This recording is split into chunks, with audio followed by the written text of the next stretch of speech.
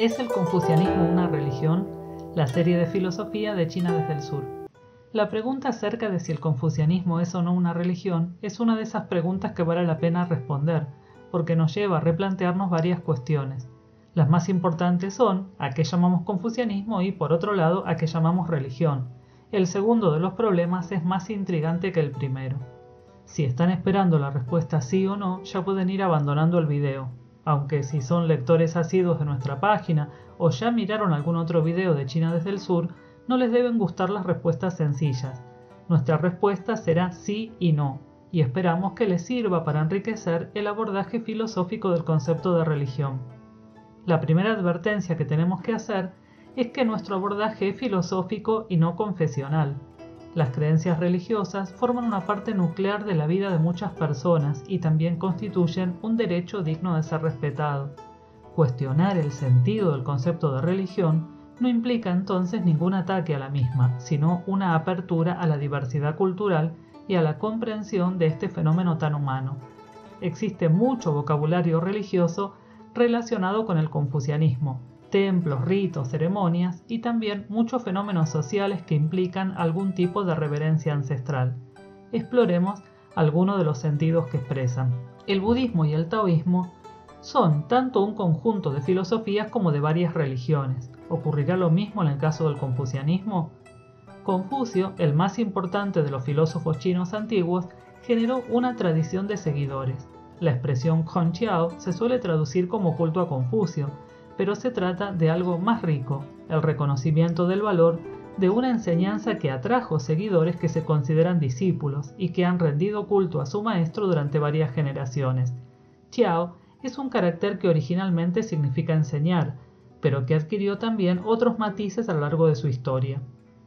Se usó para el budismo, Fuoqiao. Para el cristianismo se conformó la expresión Qi-tu-qiao. Songqiao se formó para designar el concepto general de religión. Song es un carácter muy antiguo que tiene el significado básico de templo ancestral.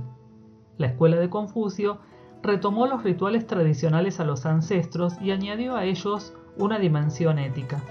El culto a los ancestros no se limitaba al propio clan, sino que se extendía a otras relaciones como la de gobernante-gobernado y a los diferentes oficios con sus fundadores o grandes maestros. Veamos cómo describe e interpreta el padre jesuita Matteo Ricci en el siglo XVII el culto a Confucio.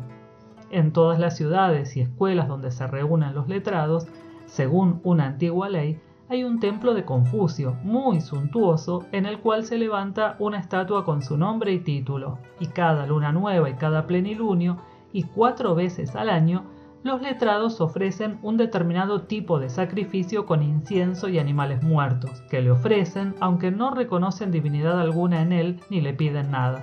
Por tanto, no se puede llamar verdadero sacrificio. De acuerdo con su propia concepción de la religión, el padre Ricci entiende que estos ritos no representaban reconocer en Confucio a una divinidad, y que una señal de esto es que durante estos ritos no se realizaban peticiones. Para el gran jesuita, el confucianismo y el cristianismo eran compatibles, porque veía en el primero una filosofía ético-política y no una religión. Esto le permitía difundir el cristianismo sin atacar la tradición china, sino integrándola, tal como se puede ver en su libro, El verdadero significado del Señor del Cielo. El gran filósofo chino del siglo XX, Feng Youlang, en su breve historia de la filosofía china, sostiene en su primer capítulo titulado El espíritu de la filosofía china, la equiparación del rol de la filosofía en la cultura china con el de la religión en Europa y América. No se trata de una asimilación entre filosofía y religión, sino de un intento de explicación de cómo la filosofía en China cumplió un rol moral y cultural similar al que cumplió la religión en Europa. Al avanzar en su argumentación, reconoce que se puede entender qué significa la filosofía de muchos modos diferentes. Para él, la filosofía es un pensamiento sistemático acerca de la vida. La religión supondría, según su definición, añadir a un núcleo filosófico, es decir, reflexivo sobre la vida, un conjunto de ritos, dogmas, instituciones y creencias. El profesor Feng se vale de estas dos caracterizaciones para afirmar que el confucianismo no es una religión sino una filosofía. Dentro del taoísmo y el budismo distingue una vertiente filosófica y una religiosa. Hay que tener en cuenta que estas reflexiones pertenecen a un manual breve, que aborda el desafío de sintetizar la larga historia de la filosofía china desde Confucio hasta el siglo XX, por lo cual no sorprende que algunos planteos sean algo esquemáticos. Separar entre budismo y taoísmo filosóficos o religiosos es más una decisión teórica del autor que una diferencia clara en las teorías y prácticas de estas dos corrientes. Como toda distinción teórica, ayuda a entender hasta cierto punto, siempre y cuando se la asuma como una hipótesis de lectura y no como un hecho del mundo.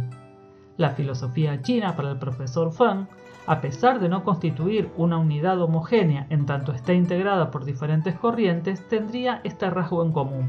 Desde el punto de vista de la conducta humana, ¿cuál es el logro más alto? De acuerdo con la filosofía china, es volverse sabio, y el logro más alto de volverse sabio sería que la persona esté en armonía con el universo y conformen una unidad. El profesor Yao Xinchong, quien actualmente es decano de la Escuela de Filosofía de la Universidad del Pueblo, en su libro El Confucianismo explica de este modo el sentido de Hongqiao. En este texto veremos que se conserva Qiao en chino en la traducción por no considerarlo un equivalente preciso de religión. Dice el profesor Yao: un Qiao constituye también un sistema de observancia de los rituales, disciplina de conducta y fe en las enseñanzas de los fundadores de una tradición, que se consideran como tres de los factores más importantes del mantenimiento de la unidad y transmisión de un Qiao. En consecuencia, lo que se entiende por Qiao es el culto de los doctos o cultivados, la continuada tradición de los estudiosos que siguieron a Confucio para participar en la interpretación y aplicación de las doctrinas exploradas en los clásicos y que insistieron en la importancia y significación de los rituales y ceremonias para la realización de su ideal.